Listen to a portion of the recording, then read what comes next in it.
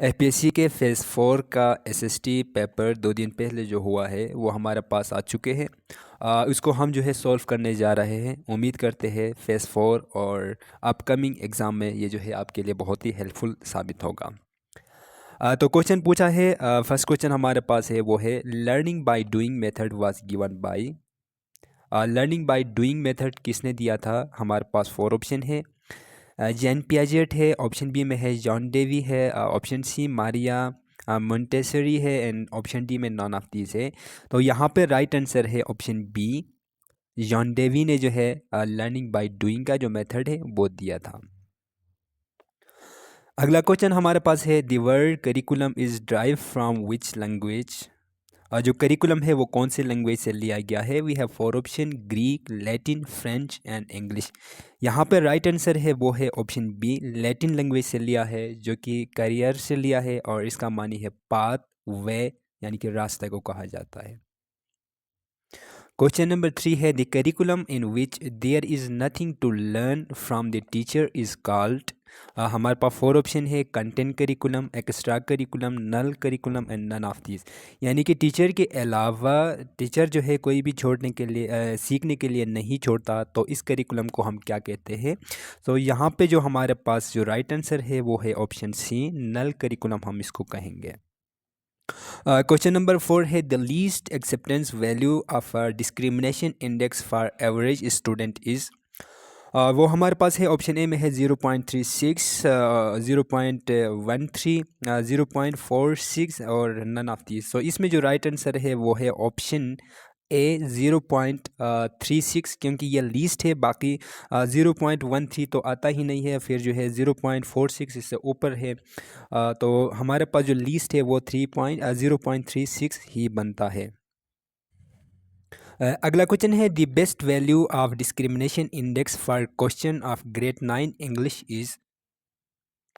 Option A है 0.94, option B 0.47, option C 0.05 और none of these है। राइट आंसर यहाँ पे है वो है 0.94 है, क्योंकि जो है उसमें जो एक 1 पॉइंट जो है 1 पॉइंट जहाँ पे डिस्क्रिमिनेशन इंडेक्स में 1 पॉइंट तक पहुँचता है तो वो जो है बेस्ट वैल्यू माना जाता है। तो 1 यहाँ पे नहीं है, 1 के नियरेस्ट में हमारे पास 0.94 है, तो इसको जो है हम हाईएस्ट या जो है बेस्ट वैल्यू कंसीडर कर सकते हैं। अगला क्वेश्चन है dash is the strategy of changing old information based on new information. Option A है एकोमोडेशन है, ऑप्शन बी स्कैमर है, ऑप्शन सी है invention, option D none of this. So right answer यहाँ पे बनता है वो है ऑप्शन ए। ये जो है एकोमोडेशन है, ए यहाँ पे जो है थोड़ा जो है मेरे टाइपिंग में मिस हुआ है, तो एकोमोडेशन जो है करेक्ट आंसर है। अगला क्वेश्चन है which domain assess student behaviour and attitude. Option A है psychomotor, option B affective, option C cognitive and option D none of this. तो यहाँ पर राइट आंसर है वो है ऑप्शन बी। अफेक्टिव डोमेन हमारे बिहेवियर, एटीट्यूड, एहसासात, जज्बात, फीलिंग को डील करता है, ठीक है, एसेस करता है। जबकि साइकोमोटर है तो वो हमारे जो है हैंड के साथ है, प्रैक्टिकल, ठीक है, फिजिकल मूवमेंट वहाँ पे होता है। कॉग्निटिव हमारा है तो वो हेड के साथ है, और हेड में जो है हमारा इंटेलेक्ट आता है, हमारा जहन जो है उसके ज़रिए हम जो भी चीज़ें करते हैं वो एसेस्ट हमारा कॉग्निटिव डोमेन है। तो यहाँ पे जो राइट आंसर है वो है अफेक्टिव, क्योंकि अफेक्टिव जो है हमारे हार्ट के साथ है, हमारे दिल, हमारे फीलिंग, हमारे जज्बात के साथ है। तो यहाँ पे option B is the correct answer. आगे बढ़ते हैं, बहुत ही इंपॉर्टेंट क्वेश्चन, इसके ऊपर अब काफ़ी हमारा बहस भी हो चुका है। Which one is not the characteristic of growth. कौन सा जो है ग्रोथ का करेक्टरिस्टिक नहीं है? सो ऑप्शन ए में है it is continuous, it is irreversible और इट इज़ क्वान्टिफाइबल और नन ऑफ दीज। तो इसमें जो है जो करेक्टरिस्टिक है हमारे ग्रोथ का, ये तीनों है, ऑप्शन ए, बी एंड सी। और यहाँ पे डी जो है ये हमारे करेक्टरिस्टिक नहीं है, तो यहाँ पे जो राइट आंसर बनता है वो है ऑप्शन डी। क्वेश्चन नंबर 9 है which one is not a law of learning. Option A है law of readiness, law of exercise, law of environment and none of these. यहाँ पर राइट आंसर है वो है option C, law of environment is the not law of learning. आगे बढ़ते हैं, ज़्यादा एक्सप्लेन नहीं करेंगे। क्वेश्चन नंबर 10 हमारे पास है the pioneer of curriculum development is dash. We have 4 option. Ralph Tyler है, हेल्डा टोबा है, जॉन डेवी है एंड नन ऑफ दीज। जो पेनियर करिकुलम जो डेवलप किया था वो ऑप्शन ए राल्फ टेलर ने जो है ये डेवलप किया गया था। अगला क्वेश्चन है how many years of education does a student typically complete before entering university in Pakistan. We have four option 12 year, 14 year, 16 year and none of this. Right answer है ऑप्शन ए 12 ईयर्स। पहले जो है graduation के बाद भी university में जाते थे, अभी भी जाते हैं, बट इसके लिए बेसिक जो 12 ईयर कंप्लीट होना लाजमी है। 12 ईयर के बाद आप मास्टर्स करने के बाद दोबारा यूनिवर्सिटी जा सकते हैं, लेकिन 12 ईयर से पहले आप नहीं जा सकते हैं। तो यहाँ पर राइट आंसर जो है हमारे पास है वो है 12 ईयर। अगला क्वेश्चन है which one has the narrow scope. We have four option school activity management, time management in class, teaching management and none of this. इस पे ऊपर भी वो जो है हमारा काफ़ी बहस हो चुका है। तो यहाँ पे मेरे हिसाब से जो राइट आंसर बनता है वो है टाइम मैनेजमेंट इन क्लास। ठीक है, ये जो है नैरो स्कोप में आता है। बाकी टीचिंग मैनेजमेंट भी आता है, बहुत सारे ये कंसीडर करते हैं, ये कहते हैं कि teaching management is the narrow scope, but teaching से भी ज़्यादा मेरे ख्याल से जो है मैनेजमेंट क्लास में जो है टाइम मैनेजमेंट ये थोड़ा जो है नैरो में आता है। बाकी जो स्कूल एक्टिविटी मैनेजमेंट है ये ब्रॉडर टर्म में आता है। तो मेरे हिसाब से option B is the correct answer. Further आप जो है खुद भी सर्च कर सकते हैं इसका क्या आंसर बनता है। अगला क्वेश्चन है socio analysis theory, psycho social development theory of 8 stage was given by option A John Dewey, John Piaget, option B में है एरिक एरिक्सन है, ऑप्शन सी में है सिगमंड फ्रॉइड है, ऑप्शन डी में है नन ऑफ दीज। सो इसमें जो राइट आंसर है वो है ऑप्शन बी एरिक एरिक्सन ने जो है सोशो एनालिसिस थ्योरी दिया था। 14 नंबर क्वेश्चन हमारे पास है the first duty of teacher is to option A teach prescribe curriculum, option B motivate student, option C comfort student according to their needs, option D में है none of these. So यहाँ पर right answer बनता है वो है option A teach prescribe curriculum. देखा जाए तो देखो एग्ज़ाम के टाइम पे जब हम अटैम्प्ट कर रहे होते हैं पेपर, तो उस टाइम सारे जो ऑप्शन है वो हमें आंसर जो है करेक्ट नज़र आते हैं, बट इसमें जो है माइनर जो है डिफरेंशिएट होता है, फ़र्क होता है, जिससे हमने आइडेंटिफाई करना होता है कि बेस्ट जो या अप्रोप्रिएट आंसर क्या बन सकता है। अगला क्वेश्चन है repetition of the concept of the same level in two consecutive classes lack of quality of dish, lack the quality of dish. We have four option relevancy, flexibility, horizontal organisation and vertical organisation. Right answer यहाँ पे बनता है वो है vertical organisation. अच्छा, इसके बारे में भी आपको पता होनी चाहिए कि वर्टिकल ऑर्गेनाइजेशन है क्या चीज़, या वर्टिकल जो है डिज़ाइन क्या है, हॉरिजॉन्टल क्या है। ठीक है, इन तमाम चीज़ों के बारे में भी तफसील से आपको आइडिया होनी चाहिए। और साथ साथ मैं आपको वो इम्पोर्टेंट चीज़ें भी डिस्कस करूँगा, जो एक्सप्लेन तो नहीं करूँगा लेकिन हाईलाइट ज़रूर करूँगा कि ये इम्पोर्टेंट है एग्ज़ाम के हवाले से। तो आप फर्दर जाके इसके रिलेटेड आप सर्च करें, आप इसके रिलेटेड इंफॉर्मेशन गेन करें, सही से अंडरस्टैंड करें, क्योंकि ये बार बार पेपर्स में जो है घुमा फिरा के इसी टॉपिक से ही क्वेश्चन पूछे जाते हैं। तो आगे बढ़ते हैं। क्वेश्चन नंबर 16 हमारे पास है who conduct the intermediate exam in Islamabad. We have four option Lahore board, Punjab board, federal board and none of these. So यहाँ पे राइट आंसर बनता है वो है फेडरल बोर्ड। अगला क्वेश्चन है the highest level of Maslow hierarchy of need is option A self esteem, option B self actualization, social need and none of these. यहाँ पे राइट आंसर बनता है वो है ऑप्शन बी सेल्फ एक्चुअलाइजेशन। अगला question है which research is qualitative, option A survey, experiment, case study and none of these. So यहाँ पे राइट आंसर ऑप्शन सी बनता है case study. Research is a qualitative research. आगे बढ़ते हैं विच theory state that individual have an inherent ability to grow and develop. We have four options behaviorism, humanistic counseling, psychoanalytic and none of these. right answer यहाँ पे option B बनता है humanistic counseling जो है इसका right answer बनता है मेरे। अगला क्वेश्चन है good MCQ have long stem and brief option, brief stem and long option, clear stem and plausible option, option D में है नन ऑफ दीज। सो यहाँ पर राइट आंसर जो बनता है वो है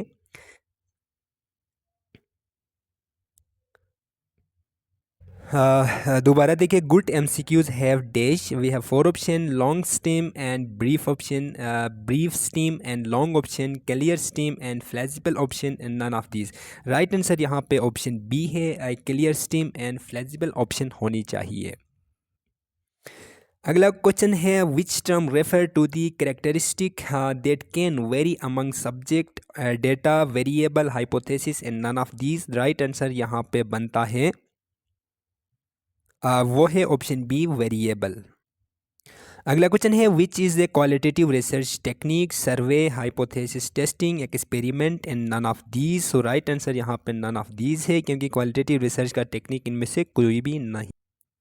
अगला क्वेश्चन है, what is the primary focus of descriptive research. Option A prediction, explanation, in inference और none of these. Right answer यहाँ पे ऑप्शन बी है, एक्सप्लेनेशन।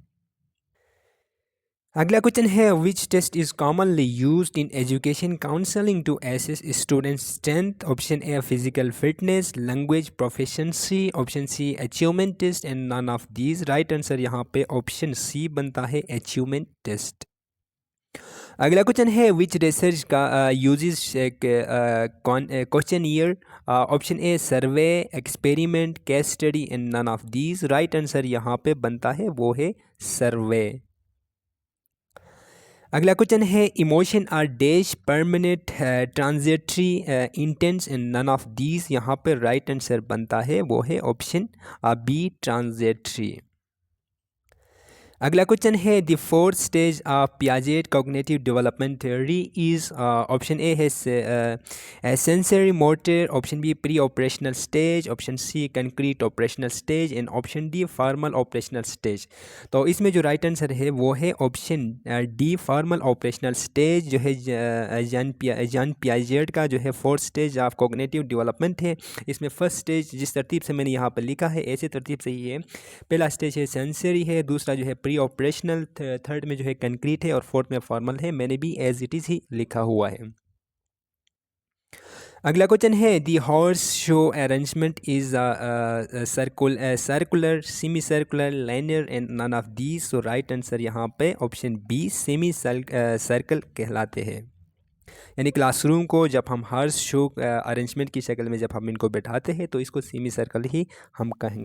बहुत ही बेसिक चीज़ें हैं, लेकिन इसको अंडरस्टैंड करना बहुत ही लाजिमी है, क्योंकि वाकई में ऐसा ही होता है कि तमाम जो ऑप्शंस होते हैं, स्टेम के जो ऑप्शंस होते हैं वो सारे हमें सेम लग रहे होते हैं और सारे इंपॉर्टेंट लगते हैं, लेकिन इनमें से जो है जो मोस्ट अप्रोप्रिएट आंसर को निकालना, आइडेंटिफाई करना बड़ा मुश्किल होता है, वेरी क्रिटिकल सिचुएशन होता है। एक तो एग्ज़ाम में हम सब स्ट्रेस में होते हैं, टाइम का इश्यू होता है, ऊपर से स्टेम हमें समझ में नहीं आ रहा होता है, प्रिपरेशन सही नहीं किया होगा, इर्द गिर्द के जो इन्वायरमेंट है वो हमें डिस्टर्ब कर रहा होता है। तो इन तमाम चीज़ों को हैंडल करना बहुत ही मुश्किल हो जाता है और इसमें अपना जो पेपर के ऊपर फोकस करना और भी मुश्किल हो जाता है, जिसकी वजह से हमारा पेपर भी सही नहीं हो पाता। बाज़ दफ़ा इस तरह होता है कि बहुत ही आसान क्वेश्चन हमसे गलत होते हैं, तो इसमें कंसंट्रेट करना काफ़ी जो है मुश्किल हो जाता है। अगला क्वेश्चन है, if a teacher tell her on experience for the sake of developing the understanding of student in class, which type of curriculum is this. Option A null, extra, observe and experience. So इसमें जो right answer है वो है option D, experienced. बाकी इतना मेरे ख्याल से मुश्किल पेपर नहीं आया हुआ है, काफ़ी जो है इजी है। कुछ क्वेश्चन है जो थोड़ा बहुत जो है ट्रिकी है, बाकी मेरे ख्याल से बहुत ही नॉर्मल क्वेश्चन आए हैं।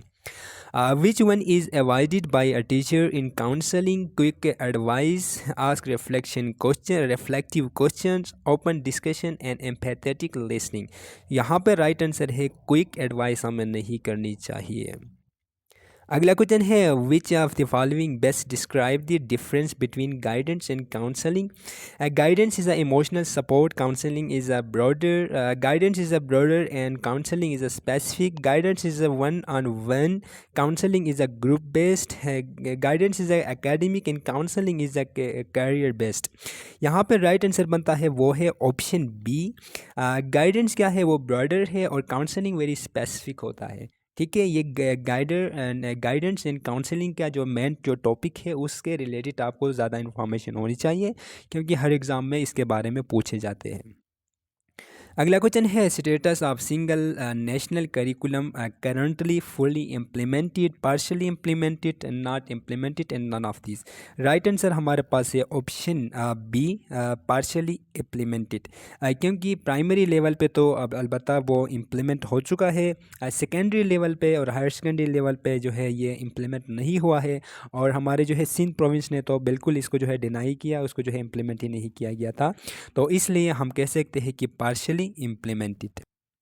अगला क्वेश्चन है what is the main goal of education policy. Option A improve quality of education, promote formal education, promote informal education and none of this.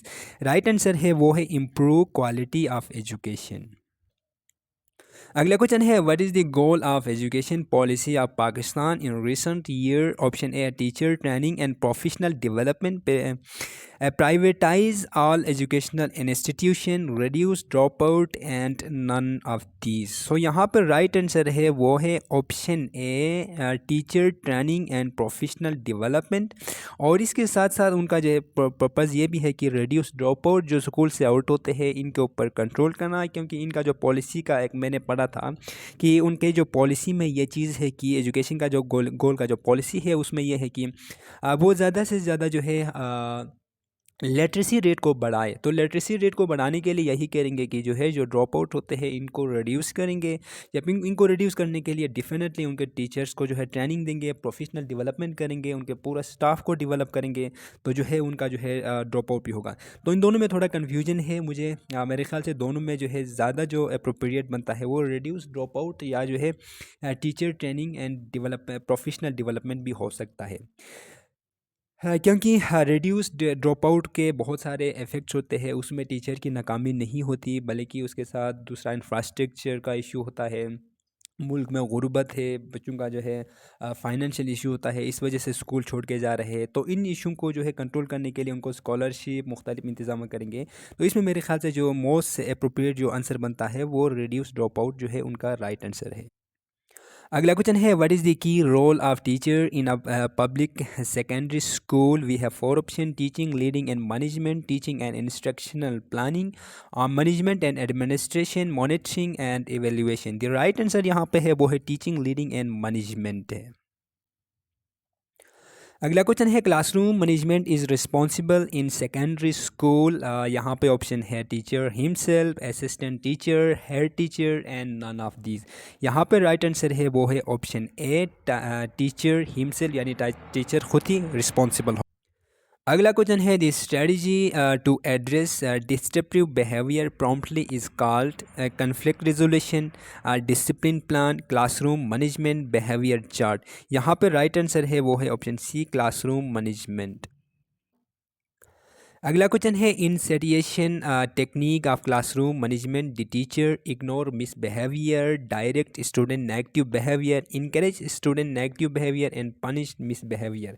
यहाँ पर राइट आंसर ऑप्शन बी है, direct negative behaviour जो है right answer बनता है।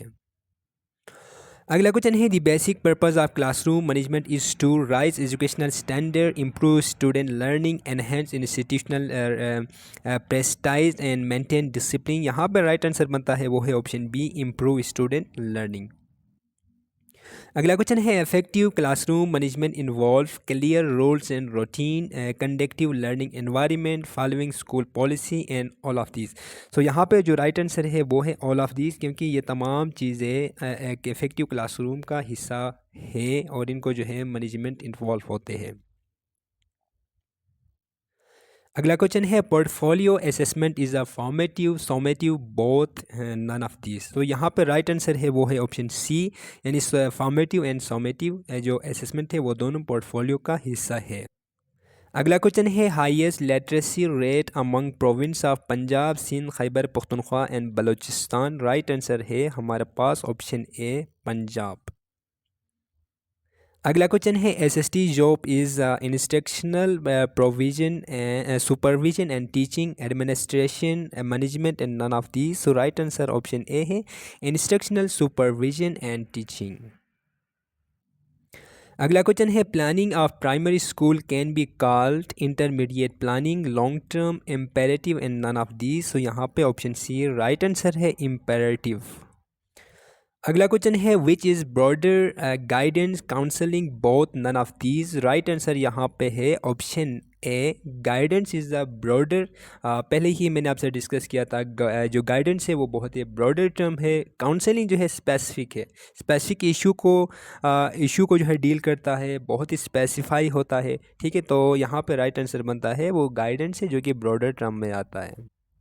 अगला question है what should be done at the end of class. Option A summative assessment, repeat the whole lesson, provide homework, discuss key point. इसमें देखा जाए तो तमाम जो ऑप्शंस है वो ठीक है, लेकिन क्लास के एंड में जो है टीचर को स्टूडेंट को जो है टीचर को चाहिए कि वो स्टूडेंट को कोई होमवर्क प्रोवाइड करे। वो असेसमेंट भी ज़रूर करे, लेकिन असेसमेंट पूरा लेसन कंप्लीट होने के बाद असेसमेंट करे। ठीक है, अगला क्वेश्चन है theory is made in which type of research, action, applied, experimental and non. जो यहाँ पे राइट आंसर मेरे हिसाब से बनता है वो है एक्शन रिसर्च, क्योंकि एक्शन रिसर्च के बाद क्या होता है, एक स्पेसिफिक इशू प्रॉब्लम को आइडेंटिफाई करते हैं और इसके ऊपर अपना कोई थ्योरी पेश करते हैं। तो यहाँ पे राइट आंसर जो है एक्शन बनता है, लेकिन बहुत सारे चीज़ों में, बहुत सारे वेबसाइट पे मैंने ये भी देखा कि वो आंसर यहाँ पे नन बताया गया है, तो नन मेरे ख्याल से नहीं होगा। एक्शन रिसर्च में क्या होता है, कोई भी प्रॉब्लम को आइडेंटिफाई करते हैं और इसके ऊपर अपना कोई थ्योरी देते हैं, तो एक्शन रिसर्च यहाँ पे राइट आंसर है। अगला क्वेश्चन है which approach of supervision should be followed when dealing with experience and highly competent teacher, directive, non directive and collaborative. So right answer है वो है ऑप्शन बी, नॉन डायरेक्टिव होनी चाहिए। अगला क्वेश्चन है चैलेंज फेस बाय पाकिस्तान इन ये, और भी अगर आपको एमसीक्यूज चाहिए तो आप हमारे चैनल को ज़रूर सब्सक्राइब करें।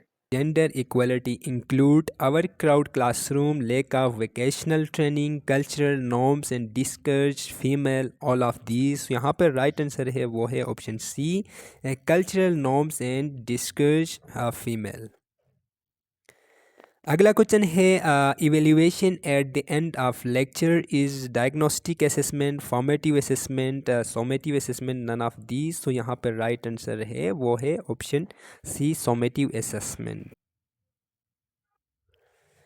अगला क्वेश्चन है if there is 45 minute per year, how much time can be teacher take at this start, 5 to 10 minutes, 10 to 15 minutes, 15 to 20 minutes and none of these. Right answer यहाँ पे option A है 5 to 10 minutes. अगला question है educational policies majorly focus on teacher training, student development, curriculum design and none of these. So यहाँ पर right answer है वो है ऑप्शन बी, स्टूडेंट डेवलपमेंट। अगला क्वेश्चन है drop out rate in public school is higher nowadays because poor infrastructure, lack of teaching training, economic issues and none of these. So right answer है वो है option C, economic issues. अगला question है at the time of closing lesson the teacher must conduct summative assessment, give homework, revise the lecture, none of these.